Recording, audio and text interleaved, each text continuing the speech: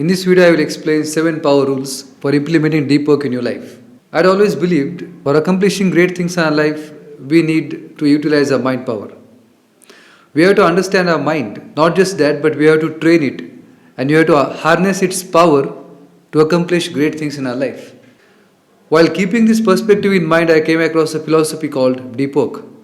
This philosophy is not just about accomplishing great things in our life, but it is also about having a deeper satisfaction and meaning in our life. Let's get started. Rule number 1, get disconnected.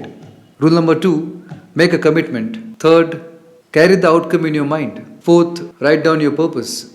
Fifth, stretching your mind. Sixth, embracing boredom. And seventh, relaxing completely. Rule number 1, get disconnected.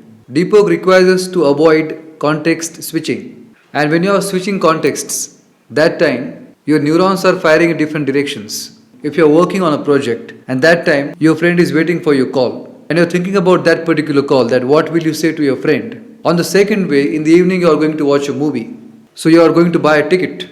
So your neurons are firing in 3 directions. Towards your work, second towards your friend, and third towards a movie. Just to avoid the complex terminologies of neuroscience, what I will tell you simply that for doing the work successfully, you need relevant information about that work. But when you are switching context, when you are thinking about different things and doing your work, that time you can't get relevant information, which is already there in your mind. So in order to have that relevant information, you have to avoid context switching. So for that, you have to get disconnected. I am not saying you have to get disconnected for a day, but whenever you are doing your deep work, for that particular session, you have to get disconnected. You have to focus completely on your task. For that, get disconnected. Rule number 2, make a commitment. I've understood that deep work is not for timid souls. It requires an iron will, a firm resolve, determination to complete that work, which is why you need a commitment. Other reason for needing a commitment is we are surrounded by distractions. But we have 2 types of distractions. One, internal, and second, external. You can get disconnected for external distractions, but what about internal? Our mind doesn't naturally focuses on our work. We have to train it. So for that you need a commitment. A mental note, you are not going to think about anything else, but you are going to do that particular task. A commitment is needed. It is a mental note and it can help you to complete your deep work. Without commitment, if you are doing deep work, any single distraction you will give up. You will get distracted. So for that you need a commitment. Carry the outcome in your mind.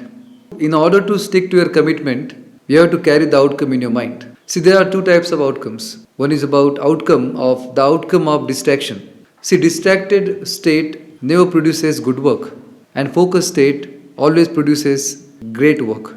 So the outcome of distracted state is projects incomplete, skills unaccomplished, and your potential underutilized. And the outcome of deep work is projects completed, potential utilized, and skills accomplished. You have to carry this outcome, the positive outcome of deep work in your mind. Also, there must be some reason you are working, right? Maybe you have to make your parents proud. Maybe you have to make yourself proud. Maybe you have to earn money. Nothing wrong about that. You might be having some your personal desires. You have to carry those beautiful outcomes in your mind, and you have to realize that deep work is the medium through which you can get to that particular point and that outcome. So when you carry the outcome in your mind, your body automatically follows the suit and it will help you to complete deep work. Rule number 4, write down a purpose of your deep work. University students who written their goals down, they tend to accomplish things, and students who don't write their goals down, they don't accomplish it. This is the research. So if you understand that writing has some power, which is why there is a single industry which is serving this particular need or this particular thing, which is journaling writing. People undergo through a therapy which is based on writing. See, there is something miraculous about writing. When you write your goals down, when you write your purpose down, it connects to your soul. This is something which you cannot rationalize, but it has a strong bearing for deep work. The second thing is, when you write down your purpose, you direct your thinking towards that particular purpose. Do you understand the sense of importance which comes from writing that particular purpose? And this sense of importance lets you focus on your deep work, and you focus on your deep work because of writing your purpose. Rule number 5, stretch your mind. Actually, if you understand, if you are doing your deep work, that time you have to undergo through a mental strain. Your brain doesn't want to do that. It wants things to be easier. Whenever you are thinking about to meet a friend, that time your brain suggests call him up. Whenever you are hungry and you think about to cook a food, that time your brain suggests order a food. Your brain wants things to be easier, which is why whenever you are doing deep work, that time you will experience a mental strain. Same like physical strain. When you break muscles in the gym, you break mental muscles while doing deep work. But your body resists for increasing your resilience for doing your deep work because you are going to experience mental strain. So in order to sustain through that mental strain, you need daily practice of something which can stretch your mind. See, for stretching your mind, you can think deeply about your issues. You can try to solve complex problems, or simply you can read a lot. See, when you are reading something which is not familiar to you, that time you are bound to think about those things. This heavy thinking gives you a mental strain. Reading gives you mental strain. And this mental strain can help you while doing your deep work. That is why it is required to stretch your mind for doing deep work successfully. Rule number 6, embrace boredom. Actually, I have seen that whenever we are waiting for someone, we pick our phone, we try to see messages. I have seen that whenever we are waiting for something, we check our phone. If you order a food in the restaurant, there is only 10 minutes to wait, and that time also we take our cell phone out and we check.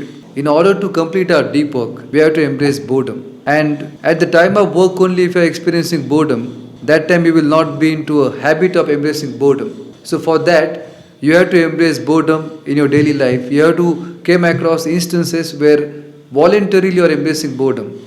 You are getting bored for the sake of getting bored only, because deep work requires you to embrace boredom.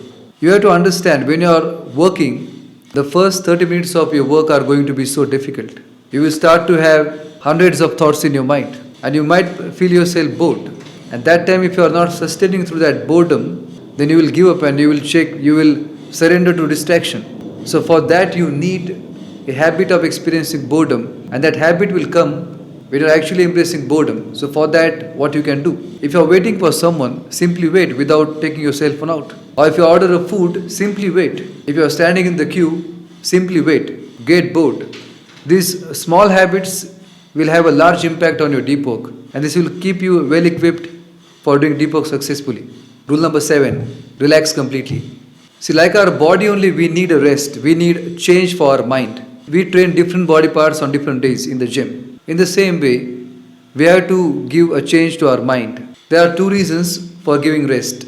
One, for getting renewed strength, and second, for unconscious processing. For getting these 2 benefits, you have to draw a firm line between your work and life. When you are out of your work, don't think about your presentation. Don't think about negotiation which will happen with your client. When your work is done, get it done. And when you are relaxing, that time get completely relaxed. Don't think about your work.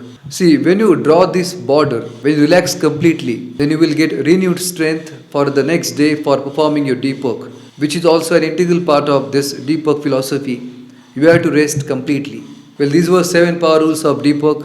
You can implement them and you can experience the power of deep work in your life. I have created a couple of videos about deep work. If you want to know something new, you can comment below. Thank you for watching this video and subscribe to the channel for becoming a leader in your life. Thank you very much.